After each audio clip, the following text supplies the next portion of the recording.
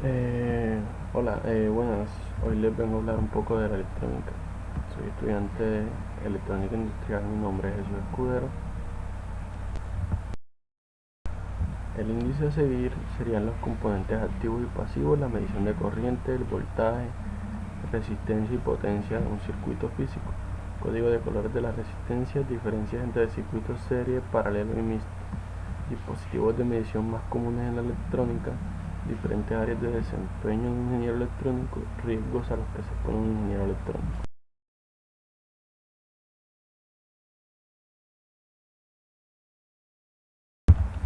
Los componentes activos son aquellos que son capaces de controlar el flujo de corriente de los circuitos, de realizar ganancias.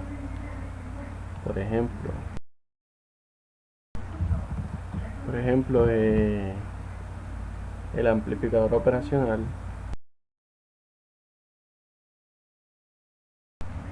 El amplificador operacional, que su función más común es la amplificación, la regulación, la conversión de señal y conmutación.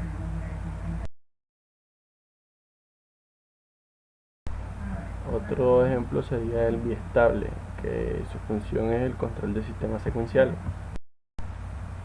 También podemos dar como ejemplo un diodo, que su función sería la rectificación de señales, regulación, multiplicador de tensión. También podemos dar como ejemplo al diodo, que su función sería la regulación, multiplicación de tensión.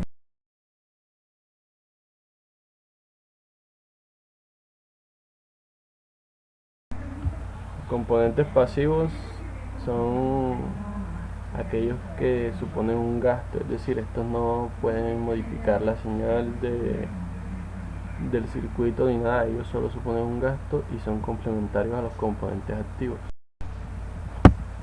Como ejemplo les puedo poner a un condensador, que su función sería el almacenamiento de energía, el filtrado y la adaptación de independencia, de impedancia. El inductor o bobina, que su función sería el almacenar o atenuar el cambio de energía debido a su poder de autoinducción. El resistor o resistencia, que su función sería la división de intensidad o tensión. La limitación de tensión también es una de sus funciones.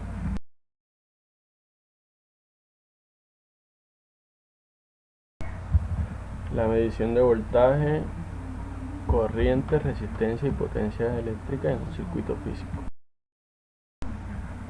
Medición de corriente. Para medir corriente se necesita de un multímetro y un circuito. En este caso tenemos un circuito con dos resistencias. Las resistencias iban conectadas, pero el circuito ha sido abierto. Una de las puntas del multímetro se debe colocar con el circuito abierto después de la pata de la resistencia que no está conectada. En este caso se puede ver que está abierto el circuito en ambas patas y se conectan los dos. Es decir, el circuito o la batería de la corriente hace un recorrido de salida, pasa por aquí, entra a un multímetro, mide y hace el mismo recorrido. Entonces él ahí te puede mostrar la intensidad de corriente. Claro está, la perilla del multímetro se debe colocar en amperios con el signo A, y basado en el voltaje que tiene la batería puedes mirar qué valor quieres más o menos encontrar. La medición de voltaje. En la medición de voltaje no hace falta abrir el circuito, ya que el voltaje en, en este caso para un circuito paralelo es el mismo. Para encontrar el voltaje en circuito paralelo solo se debería colocar, por ejemplo, en este caso un extremo, que sería el último de esta resistencia, y en el otro extremo el negativo y positivo.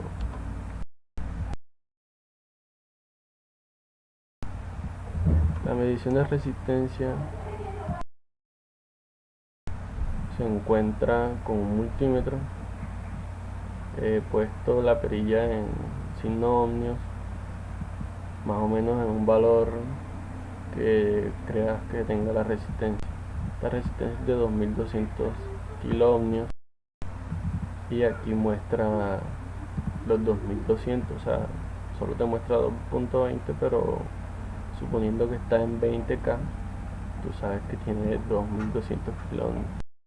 La conexión para medir la resistencia es la siguiente: con una de las puntas del amperímetro, voltímetro o multímetro puesta en este orificio que tiene las letras con COM, se conecta una de las puntas de la resistencia y el otro en este orificio se conecta en la otra punta de la resistencia y te da el valor real de la resistencia. Para medición de potencia eléctrica se deben saber las tres fórmulas de potencia eléctrica. La primera sería potencia igual a voltios o voltaje por corriente, y eso da el valor de la potencia. La segunda sería potencia igual a resistencia por corriente al cuadrado, eso da el valor de la potencia. Y la tercera sería potencia, que es igual a voltaje al cuadrado sobre resistencia, y eso te da el valor de la potencia en vatios o en watts, representado con la letra W en mayúscula.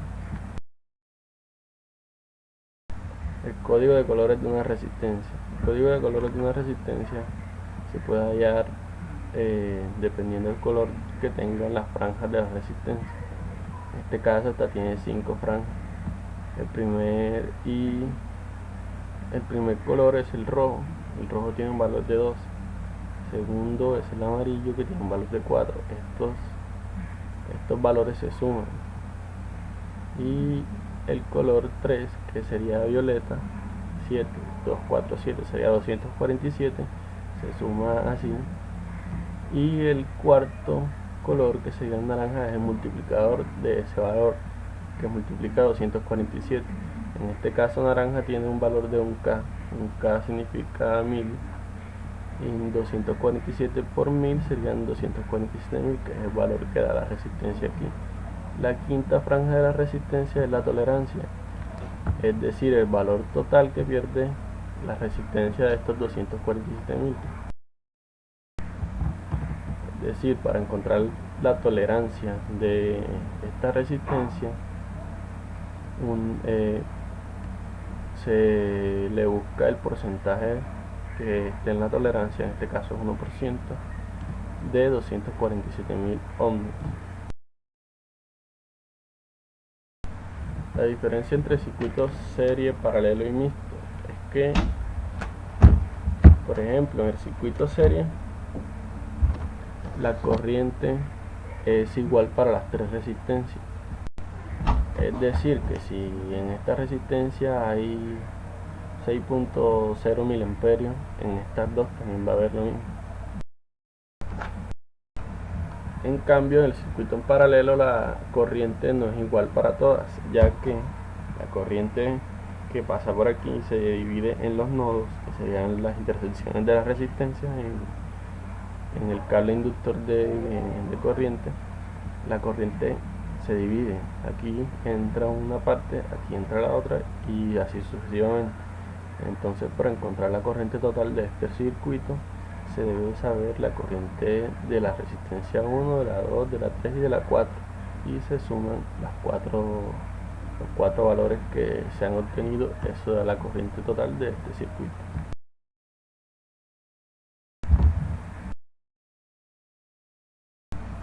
Otro valor o diferencia entre el circuito serie y paralelo sería que en el circuito serie el voltaje no es el mismo para las tres resistencias, ya que el voltaje se divide al llegar a esta resistencia baja la intensidad de voltaje y aquí llega otro valor diferente. Por lo tanto, aquí también baja la intensidad de voltaje y aquí llega otro valor diferente. Y para saber el voltaje total de este circuito se debe mirar el voltaje de cada resistencia que queda en cada resistencia. En cambio, en el circuito en paralelo el voltaje va a ser igual para toda la resistencia, ya que el voltaje no pasa seguidamente por un solo camino, sino que se divide en ambas partes, por lo que quiere decir que si yo conecto una punta de el multímetro en esta parte y aquí en la otra, positivo aquí y negativo aquí, me va a dar voltaje total de esta pila o fuente.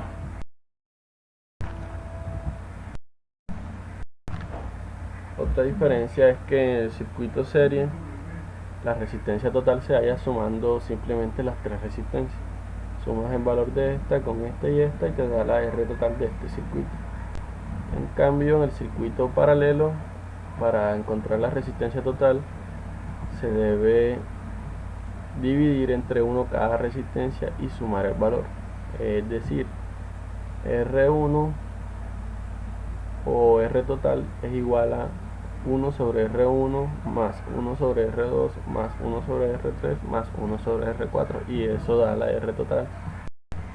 Y la diferencia entre el circuito mixto y estos dos circuitos es que en el circuito mixto la corriente nunca va a ser igual para todos, ni el voltaje va a ser igual para todos, ya que en este sale una corriente, llega aquí y aquí se divide. Aquí llega una corriente totalmente diferente a la que llega aquí, pero la corriente que llega aquí sí va a ser igual a la de estos tres, y el voltaje que llega aquí siempre va a disminuir, y por tanto aquí un voltaje diferente que, bueno, va a ser el mismo para estos dos, pero no para estas dos.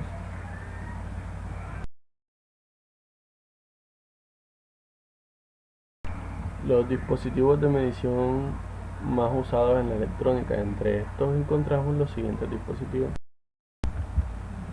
Entre estos dispositivos encontramos dos en este caso, que sería el galvanómetro, el amperímetro y pinza amperimétrica, el ohmmetro, el voltímetro, el multímetro o polímetro, el batímetro, el osciloscopio, el analizador lógico, el analizador de espectro, el analizador vectorial de señales, el frecuencímetro o contador de frecuencia y el contador eléctrico.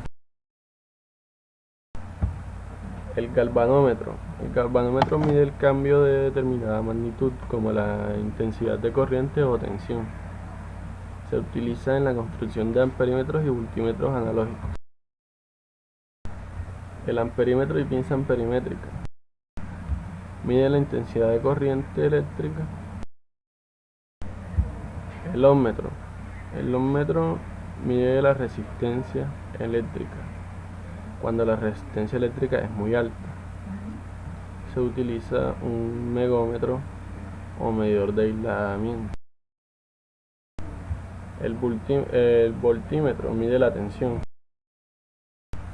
El multímetro o polímetro mide las tres magnitudes citadas arriba, además de la continuidad eléctrica y el valor B de los transistores. El batímetro mide la potencia eléctrica. Está compuesto de un amperímetro y un voltímetro o voltímetro, dependiendo de la configuración de conexión. Puede entregar distintas mediciones de potencia eléctrica, como la potencia activa o la potencia reactiva. El osciloscopio mide el cambio de corriente y voltaje respecto al tiempo.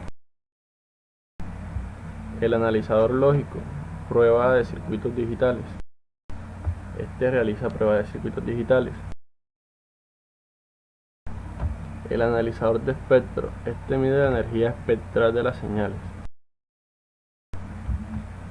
El analizador vectorial de señales es como el analizador espectral, pero con más funciones de modulación digital. Frecuencímetro o contador de frecuencia. Este mide la frecuencia, tiene como dos funciones: el reflectómetro de dominio de tiempo, prueba la integridad de cables largos, y el capacímetro, que mide la capacidad eléctrica o capacitancia. Contador eléctrico, mide la energía eléctrica al igual que el batímetro y puede configurarse para medir energía activa o energía reactiva. Y las diferentes áreas de desempeño de un ingeniero electrónico, que un ingeniero electrónico se puede desempeñar en múltiples áreas de trabajo, como en este caso la computación, el control, la mecánica, la mecatrónica y la electrónica. Un ejemplo que puedo dar sería que puede crear el control digital, puede crear circuitos de control y puede desempeñarse en el labor de electromecánico. Los riesgos eléctricos a los que se expone un ingeniero electrónico. Riesgos de trabajo, accidentes e incidentes en el trabajo, riesgos físicos, riesgos químicos, riesgos biológicos y otros factores de riesgo. Los riesgos del trabajo podrían ser las condiciones y medio ambiente del trabajo, los factores de riesgo, las consecuencias, la prevención, la evaluación de riesgos. Los accidentes e incidentes en el trabajo podrían ser los accidentes de trabajo, enfermedades del trabajo, modelo de casualidad de Frank E., que serían las causas inmediatas de los actos inseguros, las condiciones inseguras, las causas básicas y faltas de control.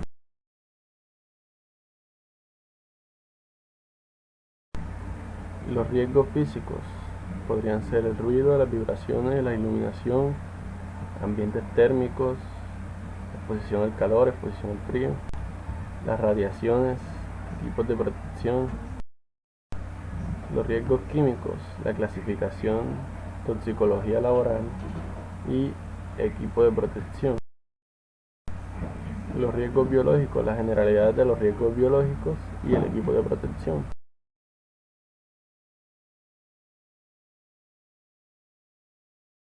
Uno de los factores de riesgos tecnológicos y seguridad serían los riesgos eléctricos, la ley de Ohm, el equipo de protección. Factores de riesgo ergonómico, los principios de ergonomía en la oficina. Otros factores de riesgo podrían ser el cargo de trabajo, que esto podría conllevar a una carga mental que podría generar síndrome de burnout. Eso fue todo. Muchas gracias por su atención prestada. Recuerden que mi nombre es Jesús Escudero, estudiante de electrónica industrial. Gracias.